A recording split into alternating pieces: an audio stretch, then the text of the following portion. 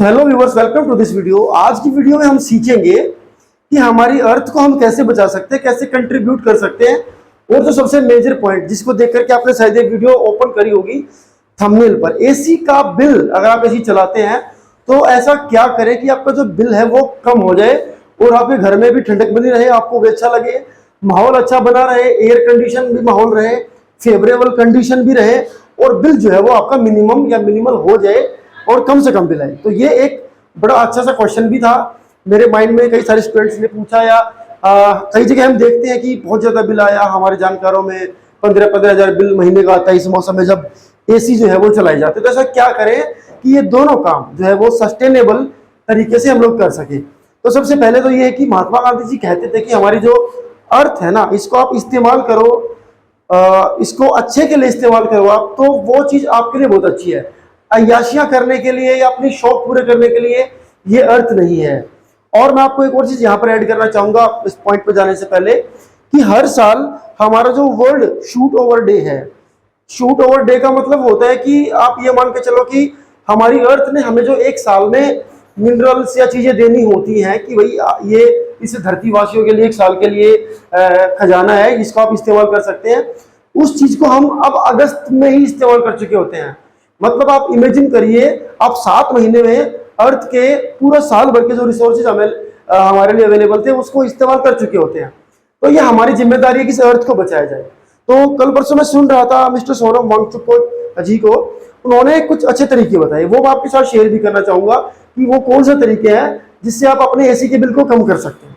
ठीक है, तो उन्होंने हमें समझाया कि हमारे इंडिया के अंदर अगर हम बात करें तो किसी भी इंसान के लिए जो टेम्परेचर होता है जिसको कि फेवरेबल टेम्परेचर कहते हैं, जिसमें आपको कपड़ा ओढ़ने की जरूरत नहीं है या जिसके लिए आपको कुछ एक्स्ट्रा करने की जरूरत नहीं है, जिस टेम्परेचर पर हम बिना कुछ एक्स्ट्रा किए ठीक ठाक फील करते हैं, कंफर्टेबल। ठीक है, थर्मोस्टैटिक लेवल पर जो कंफर्टेबल टेम्परेचर हमारे लिए होता है वो होता है 26 से 28 डिग्री। ठीक है, यूरोपियन कंट्रीज की बात करें तो उनके लिए 22 से 23 या 24 हो सकता है। ठीक है, उनके लिए हमसे थोड़ा सा कम होता है, मतलब क्योंकि वहां पर ठंड पड़ती है ना पूरा साल, इसलिए वहां पर कंडीशन ठीक ठाक रहती है, वो लोग इतने टेम्परेचर पे कंफर्टेबल कंडीशन में होते हैं। ठीक है, एक पॉइंट है। अब बात करते हैं कि हम लोग ऑफिस में, घरों में अपने एसी को मोस्ट प्रोबेबली 20 पे सेट करके रखते हैं। अब इसको एक पॉइंट मान लेते हैं, जबकि आपकी जो बॉडी है वो 26 पर भी ठीक ठाक रह सकती है। इस साइंस को भी समझ लीजिए, इस पूरे मैकेनिज्म को समझना। इसके दो फायदे होते हैं, एक अपने लिए इकोनॉमिकल फायदा है कि बिल कम आएगा, और दूसरा इस अर्थ के लिए भी हम अपना कुछ कंट्रीब्यूशन दे पाएंगे, क्योंकि जितने ज्यादा चीजें, जितनी फास्टेस्ट लेवल पर आप चलाते हो उतनी ज्यादा बिजली कंज्यूम भी करेगा एसी, उतना ज्यादा कार्बन एमिशन होगा, बाहर से बिजली आएगी, एक्स्ट्रा खपत होगी, इस एनवायरमेंट को उतना ज्यादा नुकसान भी पहुंचेगा। ठीक है गाइस, तो बात करते हैं कि अगर आप 20 की बजाय इस टेम्परेचर को 26 पर रखते हैं, एसी के टेम्परेचर को, तो हर 1 डिग्री पर 6% बिजली कम खाएगा एसी। हाँ, हर एक डिग्री पर 6% बिजली कम खाएगा। तो मतलब अगर आप 20 की बजाय 26 पर रखते हैं उसको, तो 36% बिजली तो वो वैसे ही कम खाएगा नॉर्मल। अगर आप 20 में चलाते हो, 26 में चलाते हो, 36% जो उसकी बिजली की खपत आपके एसी की वो कम हो जाएगी। अगला पॉइंट, अगर देखो जो हमारे घरों में पंखा होता है ना, पंखा, फैन जो है वो ऐसा कहते हैं कि 6 डिग्री टेम्परेचर को ऊपर नीचे कर देता है। मतलब कि अगर टेम्परेचर 40 है, पंखा चला हुआ है, तो उसको 34 पे ले आएगा, 6 डिग्री कम कर सकता है। तो अगर मैं आपको एक और ऑप्शन देता हूं कि सपोज कीजिए बाहर 40 डिग्री टेम्परेचर है या 45 या कितना भी है, अगर आप क्या करते हैं, अपने घर के एसी को 32 पे रखते हैं, कितने पे रखते हैं, 32 पे, और आप एक पंखा चला लेते हैं साथ में जो कि उस 32 को ले आएगा 26 पे। साइंटिफिकली बातें बता रहा हूं आप लोगों को मैं, ये जो बातें मैं आपको बता रहा हूं ये साइंटिफिकली है कि आप 32 पे एसी को रखिए, 6 डिग्री आपका फैन आपकी हेल्प कर देगा, तो आपका टेम्परेचर वापस कहां पहुंच गया, 26 पे। अब देखिए आप 20 डिग्री के कंपैरिजन में जब आप 32 पर रखेंगे अपने एसी को, तो आपने 12 डिग्री टेम्परेचर ज्यादा कर दिया अपने एसी का। इसका मतलब एसी के ऊपर लोड कम पड़ेगा अब, और 12 × 6 = 72 तो 72% बिल आपका ऑटोमेटिकली एसी का कम आएगा। और चूंकि आपने साथ में पंखा चलाया जिसने 32 को 26 पे लाके छोड़ा, और 26 आपके लिए सबसे फेवरेबल कंडीशन है गाइस।